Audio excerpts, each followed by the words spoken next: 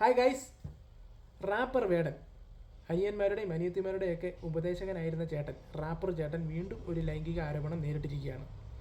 അദ്ദേഹത്തിനെതിരെ കോട്ടയംകാരിയായ ഡോക്ടർ പെൺകുട്ടി 2021 മുതൽ 2023 വരെ പീഡിപ്പിക്കപ്പെട്ടു എന്ന് പറഞ്ഞുള്ള രീതിയിലാണ് കേസ് കൊടുത്തിരിക്കുന്നത്. ഇതിനു മുൻപും ഈ പറയുന്ന റാപ്പർ വേടൻ ലൈംഗിക ആരോപണങ്ങൾ നേരിട്ടിട്ടുണ്ട്, മീ ടു ആരോപണങ്ങൾ നേരിട്ടിട്ടുണ്ട്. ആ ലൈംഗിക ആരോപണത്തിന് ഇരയായ പെൺകുട്ടികൾ അവരവരുടെ സോഷ്യൽ മീഡിയയിൽ പോസ്റ്റ് ചെയ്തിരുന്നത് പല വാർത്തകളും നമ്മൾ കണ്ടതാണ്. എനിക്ക് ഇപ്പോഴത് വായിക്കാൻ പറ്റിയത്. വായിച്ചപ്പോൾ തന്നെ എനിക്ക് തന്നെ അറപ്പ് തോന്നി. അമ്മാതിരി ഒരു വൈകൃത ഉള്ളൊരു വ്യക്തിയാണെന്നാണ് എനിക്കറിയാൻ സാധിച്ചത്. അതുപോലെ തന്നെ മീ ടു ആരോപിച്ച് വന്നിരുന്ന പെൺകുട്ടികളും ഇട്ടിരുന്ന പോസ്റ്റുകളൊക്കെ ഇതുപോലെ തന്നെ ആയിരുന്നു. അപ്പോൾ അതൊക്കെ ശരിവെക്കുന്ന രീതിയിലായിരുന്നു ഇദ്ദേഹത്തിൻ്റെ ക്ഷമാപണം നടത്തിക്കൊണ്ടുള്ള പോസ്റ്റ് ഇൻസ്റ്റാഗ്രാമിൽ അദ്ദേഹം പോസ്റ്റ് ചെയ്യുന്നത്. ആ പോസ്റ്റ് വായിച്ചപ്പോൾ മനസ്സിലായി ഇങ്ങേര് ഇതെല്ലാം ചെയ്തിട്ടുള്ള ആളാണ്, സമ്മതിക്കുന്ന രീതിയിലായിരുന്നു അദ്ദേഹത്തിൻ്റെ പോസ്റ്റ്. അപ്പോൾ ഞാൻ പറഞ്ഞു വരുന്നത് എന്താണെന്ന് ചോദിച്ചു കഴിഞ്ഞാൽ, ഈ ന്യൂസ് ഞാൻ രാവിലെ കണ്ടപ്പോൾ തൊട്ട് അതിൻ്റെ അടിയിൽ വരുന്ന കമൻറ്റ്സ് ഞാൻ വായിച്ചിരുന്നു. ഇതിനകത്ത് ആ പെൺകുട്ടിയെ വളരെയധികം മോശമായ രീതിയിലാണ് പലരും ചിത്രീകരിച്ചിരിക്കുന്നത്. ശരിയായിരിക്കാം, ഇത്രയും വർഷത്തിന് ശേഷമാണ് ഇത് ലൈംഗിക ആരോപണമായിട്ട് ഈ പെൺകുട്ടി വന്നിരിക്കുന്നത്. അതെന്തും ആയിക്കോട്ടെ.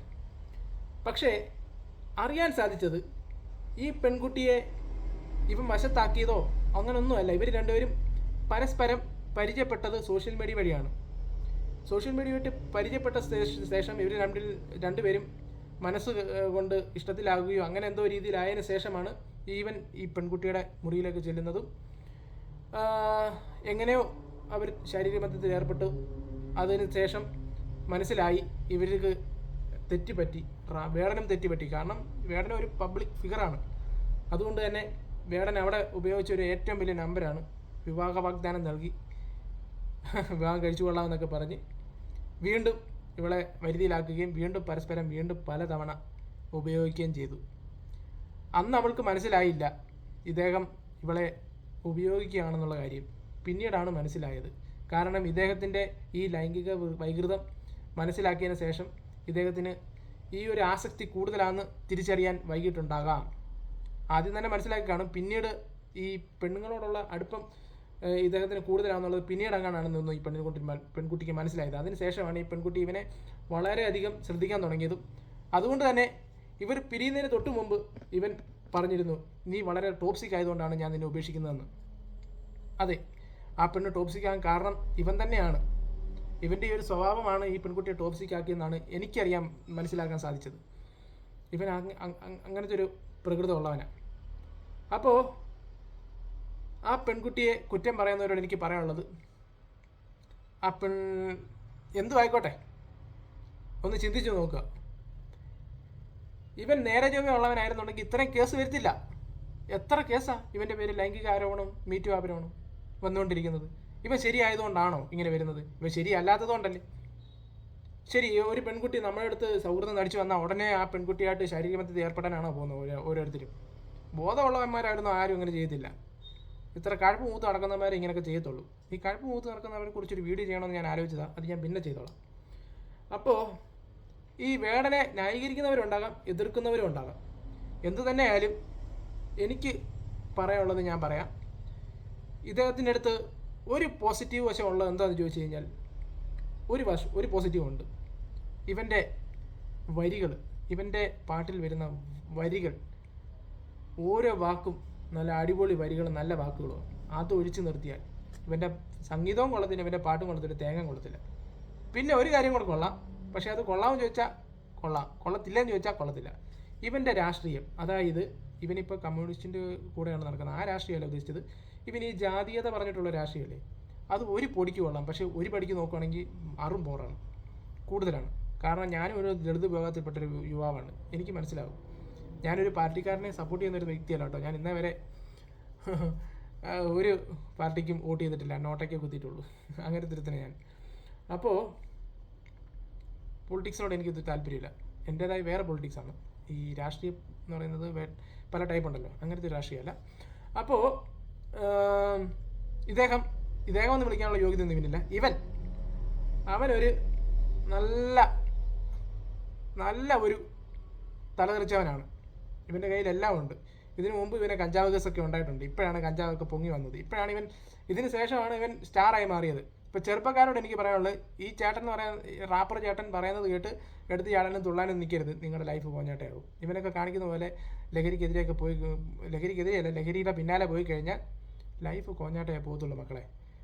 ആ ഉള്ള സമയം കൊണ്ട് 10 അക്ഷരം പഠിച്ച് രക്ഷപ്പെടാൻ നോക്കുക. യുവന്മാരെ പോലെ കോക്കാമ്പീച്ച കാണിക്കുന്നവന്മാർക്ക് ഇപ്പം ആ ഒരു കാര്യം പറഞ്ഞപ്പോഴാണ് ഒരു കാര്യം ഞാൻ പറയാം. ഇന്നത്തെ കാലത്ത് ശുദ്ധ സംഗീതത്തിന് ഒരു വിലയില്ല. ഇവന്മാരെ പോലുള്ള കോക്കാമ്പീച്ച കാണിക്കുന്നവന്മാർക്കാണ് ഇപ്പോൾ വാല്യൂ ഉള്ളത്. നിങ്ങളൊന്ന് ചിന്തിച്ച് നോക്ക്. ഈ ഫ്ലവേഴ്സിലെ ടോപ്പ് സിംഗർ, സ്റ്റാർ സിംഗറിലെ പരിപാടികൾ, ഈ പരിപാടിയൊക്കെ കണ്ടിട്ടുണ്ട്. എന്തുമാത്രം നന്നായിട്ട് പാടുന്ന പിള്ളേരാണ് ഉള്ളത്. എന്ത് നല്ല പാട്ടുകാരുണ്ട് ഈ സമൂഹത്തിൽ. പലരും എടുത്തു നോക്കുകയാണെന്നുണ്ടെങ്കിൽ പഴയ നമ്മുടെ സോമദാസ് ചേട്ടൻ, അതുപോലെ തന്നെ ഒരു കണ്ണുമായി കാണാൻ പറ്റാത്തൊരു ചേട്ടൻ ഉണ്ടായിരുന്നല്ലോ, അവരൊക്കെ ഇപ്പോൾ തെരുവിൽ നിന്നാണ് പാട്ട് പാടുന്നത്. ഇവൻ്റെയൊക്കെ ഒരു പാട്ട് ഇവർ പാടിയ ട്രാക്ക് ഇട്ടിട്ടാണ് പാടുന്നത്. അല്ലാതെ ലൈവിൽ ഒരു പാട്ട് പാടാൻ പറയാൻ പറ്റുമോ? ഇവനൊക്കെ ഈ കണവണ കണവണ കണവണ കണവണ എന്ന് പറയുന്ന സാധനം നമ്മൾ വർത്തമാനം പറയുന്ന പോലെ ഉള്ളൂ. ഇവനൊക്കെ ഈ പാടി സ്റ്റുഡിയോയിലിട്ട് എഡിറ്റ് ചെയ്ത് സ്മഡ്ജ് ചെയ്ത് ഷാർപ്പ് ചെയ്ത് എടുത്തുകൊണ്ട് വരുന്ന ഈ സാധനം കേൾക്കാൻ നല്ല രസമാണെന്ന് തോന്നും. ഇവനൊക്കെ ലൈവിൽ വന്നിട്ട് ഇവന്മാർ പാടിയ പാട്ട് ബാക്ക്ഗ്രൗണ്ടിൽ പ്ലേ ചെയ്തിട്ട് ചൂണ്ടിട്ട് അനക്കുന്ന അല്ലാതെ ഇവന്മാർ ലൈവിലൊന്ന് പാടി നോക്കി കേൾക്കാൻ നല്ല ബോറായിരിക്കും. ആ സ്ഥാനത്ത് ഈ പിള്ളേർ പാടുന്ന പാട്ട് നിങ്ങൾ കേട്ടിട്ടുണ്ടോ? ലൈവ് പാടുന്നത് ഞാൻ കേട്ടിട്ടുണ്ട്. കാരണം ഞാനും ഒരു മ്യൂസീഷ്യനാണ്. എനിക്കതിൻ്റെ ഫീലിംഗ് മനസ്സിലാവും. ഈ കുഞ്ഞുങ്ങൾക്ക്, അതായത് ഈ ടോപ്പ് സിംഗർ പോലുള്ളയും അല്ലെങ്കിൽ സ്റ്റാർ സിംഗർ പോലുള്ളയും അല്ലെങ്കിൽ പോട്ടെ നമ്മുടെ പ്ലേ ബാക്ക് സിംഗേഴ്സ് ഇഷ്ടം പോലെ ഉണ്ട് ഇവിടെ, അവർക്ക് കിട്ടാത്ത പ്രിവിലേജാണ് ഇവന് കിട്ടുന്നത്. അതൊക്കെ കാണുമ്പോഴേ എനിക്ക് ചിരി വരുന്നത്. ഞാൻ പണ്ടേ ഒരു ഇതുപോലെ വീഡിയോ ചെയ്യണമെന്ന് വിചാരിച്ചതാണ്. ഇതിൻ്റെ വീഡിയോ ചെയ്യാൻ ഇവൻ്റെ ഈ സംഗീതത്തിനെതിരെ വീഡിയോ ചെയ്യാൻ എന്തുകൊണ്ട് ഞാൻ യോഗ്യനാണ്. കാരണം ഈ റാപ്പ് എന്ന് പറഞ്ഞ് കോക്കാമ്പീച്ച കാണിച്ച് നടക്കുന്ന എല്ലാം കണക്കാണ്. ഇവന്മാർക്കൊന്നും ഒരു സംഗീത പാരമ്പര്യം ഒരു കുന്തവും ഇല്ല. ചുമ്മാ ഓരോ തട്ടുപൊളിപ്പം വരികളും എഴുതി. അതിനിടയ്ക്ക് വേറെത്തുന്നുണ്ട് ഇവൻ്റെ കൂടെ തന്നെ നടക്കും ഗബ്രി ഗുബ്രി. പിന്നെ പാടത്തിരുന്ന് തവള കരയെന്ന് പോലെ എടുത്തിട്ടുണ്ടല്ലോ, എന്തായിരുന്നു കായ് കായ് കായ് എന്നൊക്കെ പറഞ്ഞിട്ട് അങ്ങനെ എടുത്തനെ. പിന്നെ ഡാപ്സി എന്ന് പറഞ്ഞിട്ട് സ്റ്റേജിൽ കയറി അലറുന്നവന്. ഇവന്മാരൊക്കെ എന്തുമാത്രം പൈസ ഉണ്ടാക്കുന്നത്. ഈ പിള്ളേർ, ഈ നന്നായിട്ട് പാടുന്ന പിള്ളേരെ ആരും പ്രൊമോട്ട് ചെയ്യുന്നുമില്ല, സപ്പോർട്ട് ചെയ്യുന്നില്ല, അവരെ ഒന്നും കൊണ്ടു നടക്കുന്നുമില്ല. ഇതുപോലെ കോക്കാമ്പീച്ച കാണിക്കുന്നവന്മാരുടെ പിന്നാലെ ഈ ചെറുപ്പക്കാർ മാത്രമല്ല, ഇപ്പം എല്ലാവരും അവൻ്റെയൊക്കെ പുറകെയാണ്. ഒരുത്തനാണെങ്കിൽ കടലമ്മ കരഞ്ഞില്ല കണ്ണീര് പറ്റുമെന്നൊക്കെ പറഞ്ഞ് എഴുതിയെങ്കിൽ, നല്ല വരികൾ എഴുതിയെങ്കിൽ പോലും അവൻ്റെ പാട്ട് എന്തുവാ, സംഗീതത്തിനെ കുറിച്ചൊരു തേങ്ങയും അറിയത്തില്ല. ഇവനൊക്കെ എന്തെങ്കിലും ഒരു കൊണ്ടാൻ വേണ്ടി എഴുതി വെച്ച് എന്തെങ്കിലുമൊക്കെ കാണിച്ചു കൂട്ടി അവനെയൊക്കെ രാഷ്ട്രീയം പറഞ്ഞു കഴിഞ്ഞാൽ ദളിത് ഇതിൻ്റെ എന്ന് പറഞ്ഞുകൊണ്ട് പൊക്കിയെടുത്തോണ്ട് നടക്കുക. കലയ്ക്കൊക്കെ ഒരു ഇതുണ്ട്. ഇനിയിപ്പം അതാണ് ഏറ്റവും വലിയ സ്കൂൾ കലോത്സവത്തിൽ ഇത് വരുന്നുണ്ട്, റാപ്പ് ഒരു ഐറ്റമായിട്ട് വരുന്നുണ്ട് കേട്ടോ. അത് പണ്ടേ ഉണ്ട്, ശരി, ഞാനിപ്പോഴാണ് അറിഞ്ഞത് ഉണ്ട്, റാപ്പ് ഒരു ഇതായിട്ട് വരുന്നുണ്ട്. അതാണ് ഇപ്പോഴത്തെ പോക്ക്. ഇവനെ ഈ വെച്ച് ഈ വേടനെ വെച്ചിട്ട് ഏതൊരു യൂണിവേഴ്സിറ്റി ഒരു പഠനം പഠിക്കാനുണ്ട് ഈ റാപ്പ് ഇതുമായിട്ട് ബന്ധപ്പെട്ട് വരിക. വേടനെ പറ്റിയല്ല, പക്ഷേ വേടൻ്റെ പേരായത് പ്രതിപാദിക്കുന്നുണ്ട്. അത് വരെ എത്തി.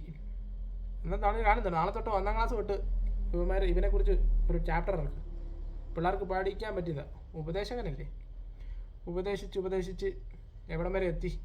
ഇപ്പോൾ ദേ അടുത്ത കേസ്. ഇനി ഇപ്പം എന്തൊക്കെ പൊങ്ങിയാലും കൊണ്ട് ഇപ്പം ഞാൻ ന്യൂസ് കണ്ടപ്പോൾ അറിയാൻ പറ്റത് ആ പെങ്കുച്ചിൻ്റെ നല്ല ഭീഷണി ഉണ്ടെന്ന്. ഇതൊക്കെയാണ് ഈ സമൂഹത്തിൽ നടക്കുന്നത്. അടിപൊളിയാ, നടക്കട്ടെ.